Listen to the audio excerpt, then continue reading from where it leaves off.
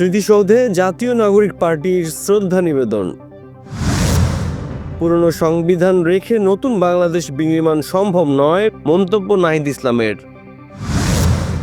প্রাথমিকে ৬,৫৩১ শিক্ষককে ১২ মার্চের মধ্যে যোগদানের নির্দেশ। ঢাকা মাওয়া এক্সপ্রেসওয়েতে মোটরসাইকেল দুর্ঘটনায় শিক্ষার্থী নিহত। ইউক্রেনের সব ধরনের সামরিক সহায়তা স্থগিত করলেন ট্রাম্প।